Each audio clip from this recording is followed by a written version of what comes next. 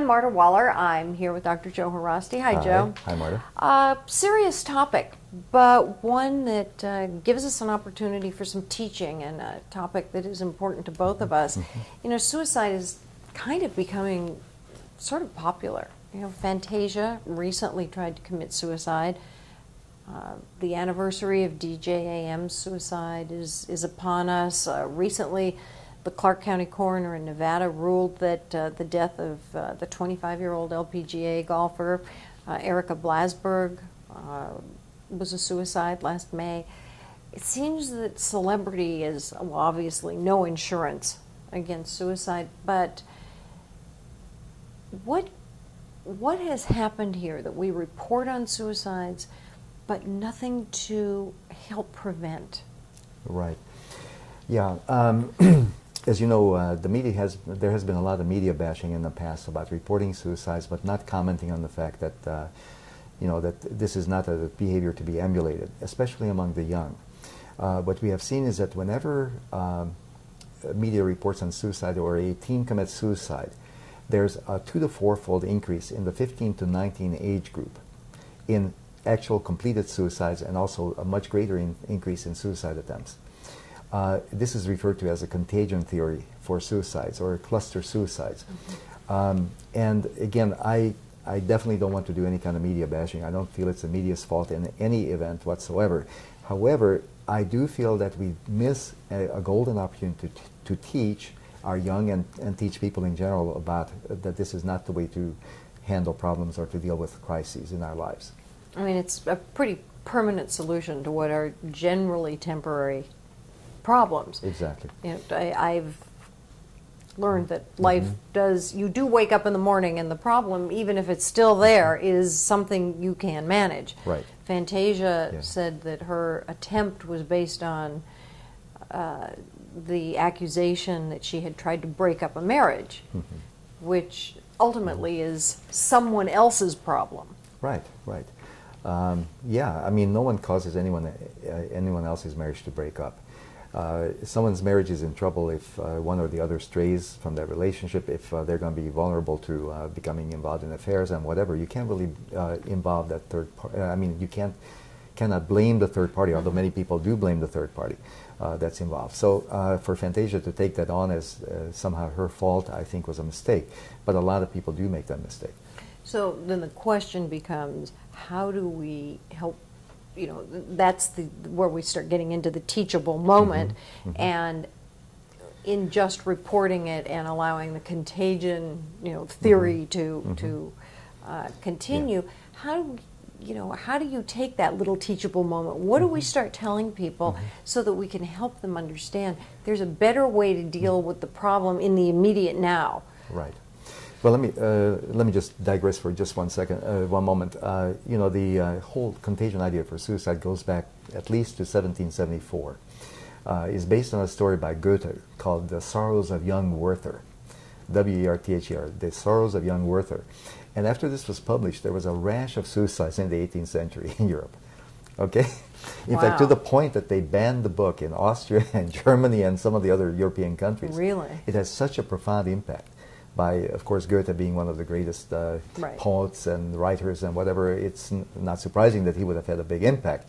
So, so back then they didn't have the electronic media or TV and so on to bash. So they took it out on poor Goethe. This goes way back. But the point is that suicide represents an escape from a very difficult problem that the individual finds overwhelming. Suicide is learned behavior. It is not something that a person automatically thinks of if he or she is depressed. Having been in the business for a long time, having seen so many people who have suffered from very profound depression, where every day is like the day before. It's like a Groundhog Day in and day out for around the year, where everything is totally bleak, totally dark for them. They cannot see any way out from this tunnel of emptiness and darkness and emotional pain that is almost indescribably difficult to bear. So people who suffer from that type of depression, many of them never once think of suicide. And you know, as a psychiatrist, I would be amazed and astounded to see that these people are not at all suicidal. So I'm convinced that suicidal behavior, suicidal thinking is a learned response to stress or to what we feel is an unbearable situation that we face, and for us that is a way to escape. So people who become ultimately suicidal are people who have always used, who have run away from problems, who have used that as their primary defense, their primary mechanism against any kind of problem. They run away from it.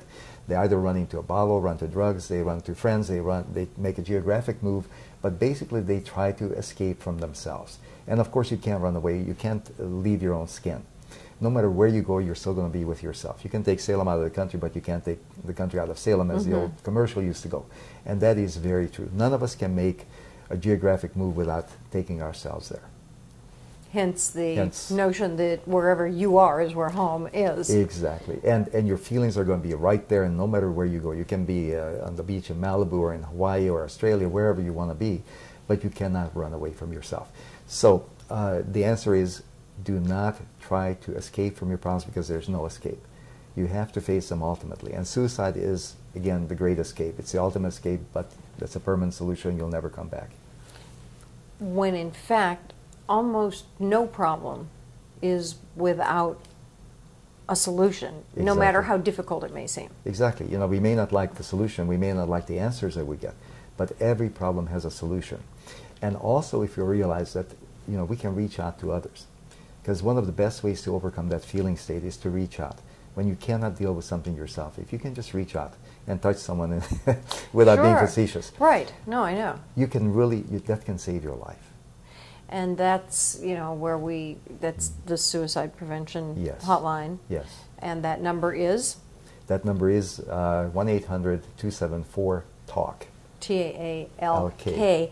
And the important thing there is that that is a hotline that has someone there 24 hours a day, 7 days a week, 365 days a year.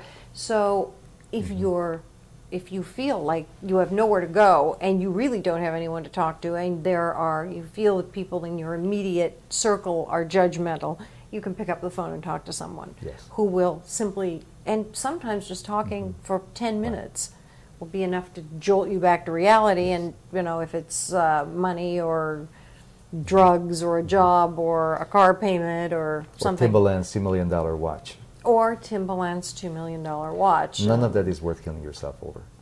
No, not. That's just stuff. That's stuff. It's like a pet rock, ultimately. I think he thought that the watch was more important than the pet rock. But that's, again. Well, can you take that with you when you die? Can you take it with you? You're not going to take any of it with you when you die. But that's the bottom line, is that it's just stuff, and we get too caught up in the stuff. Exactly. But again, that's the... You won't be able to enjoy your toys once you're dead. So you might as well find a way to enjoy this while you're here. Exactly. The cheery part of this is that there's help.